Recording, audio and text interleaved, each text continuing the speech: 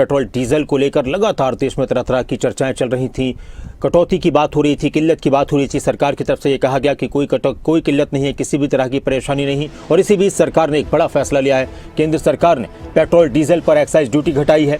Petrol diesel पर excise duty 10-10 रुपये घटाई गई है और अब पेट्रोल पर एक्साइज ड्यूटी घटने के बाद 3 रुपये हो चुकी है और डीजल पर शून्य हो चुकी है, यानी डीजल पर कोई एक्साइज ड्यूटी नहीं। 26 मार्च से सरकार का फैसला लागू है। इसको लेकर नोटिफिकेशन भी जारी कर दिया गया और लगातार सरकार के इस फैसले की बीजेपी नेताओं की तरफ से, सरकार से जुड़े लोगों की तरफ से तारीफ भी की जा रही है। यानी पहले जो एक्साइज ड्यूटी 13 रुपये थी पेट्रोल पर, वो अब 3 रुपये हो चुकी है और डीजल पर जो एक्साइज ड्यूटी 10 रुपये थी, 10 रुपये को खत्म करके अब वो 0 रह गई है।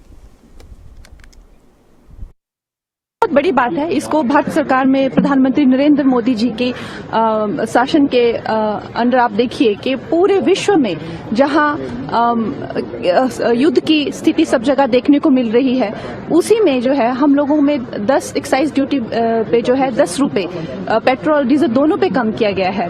तो जो भारी नुकसान सब के सब जो कंपनीज को होना था, उससे हमें जो है बहुत बड़े एक संकट से जो है बचाने के प्रयास में सरकार है। और हम बहुत शुभकामनाएं देते हैं नरेंद्र मोदी जी को, प्रधानमंत्री जी को, कि वो इस मुश्किल की घड़ी में भी जो है हमारी इकोनॉमी को, जो विकसित भारत का सपना है, उस पे तत्पर है। और दूसरी चीज को फिर से उनको जो है वो जो रेटिंग मिली है विश्व के सबसे ज्यादा लोकप्रिय लीडर के, उससे वो उभर के आए हैं, उसके लिए भी हम बहुत शुभकामनाएं देते हैं। हिमाचल में जो इस वक्त जो स्थिति है वो बहुत ही दयनीय है, वो चिंतनीय है और हिमाचल जो है कर्जे से जूझ रहा है और वहाँ पे हर तरीके से जो है जो सुखू सरकार है वो नाकामयाब है। तो हम इस स्थिति का हमें चिंता है और हमसे ज्यादा चिंता जो है वो प्रधानमंत्री जी को है इस स्थिति की। तरीके से माननीय प्रधानमंत्री जी तुरंत उसको रिस्पॉन्ड करते हैं, जिससे जनता के ऊपर बोझ ना लगे और जनता के ऊपर ये कष्ट भी ना हो, किल्लत ना हो पेट्रोल और डीजल का और एलपीजी का भी। इस कारण अभी क्योंकि विदेश में मार्केट में दाम बढ़ रही है क्रूड का, उसके कारण पेट्रोल और डीजल का, एटीएफ का, माननीय प्रधानमंत्री जी ने ये चाहा कि कंज्यूमर का प्राइस बढ़ना नहीं है। उसके कारण हम निर्णय लिए हैं कि ऑयल मार्केटिंग कंपनीज को सपोर्ट दें और जिससे वो ज्यादा दाम में खरीदने वाली चीजों को सरकार उनको मदद करेगी, मगर जनता के ऊपर रेट बढ़ाना नहीं होना चाहिए।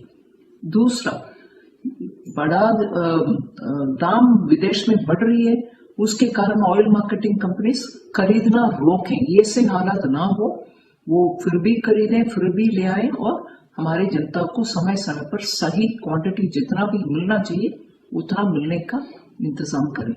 इसीलिए आज इस निर्णय के कारण सप्लाई कमी नहीं होगा, सप्लाई में, अवेलेबिलिटी में कमी ना होगा, जनता को डीजल भी, पेट्रोल भी, क्रूड भी मिलेगा। और ये जो एक्साइज ड्यूटी का रिडक्शन हुआ है, सबसे पहले तो इससे लोगों का फ्यूल प्राइस रिडक्शन नहीं होगा, लोगों का पेट्रोल या डीजल सस्ता नहीं होगा। ये जो मूव है सरकार ने कंज्यूमर को बेनिफिट देने के लिए नहीं, ऑयल मार्केटिंग कंपनीज को कुशन करने के लिए बनाया है।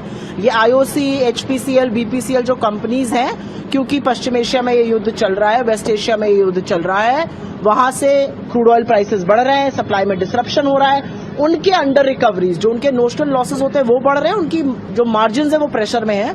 तो सरकार ने अपना एक्सचेकर पे हिट लेकर उनको फायदा देने की कोशिश की। लेकिन यहां पर एक बात याद रखनी होगी कि पिछले 12 सालों में सरकार ने, मोदी सरकार ने 14 बार एक्साइज बढ़ाई है और उससे करीब करीब 39 लाख करोड़ रुपए अपने रेवेन्यू में कमाए हैं। जब क्रूड सस्ता भी हुआ तब भी उसका बेनिफिट लोगों को नहीं दिया गया।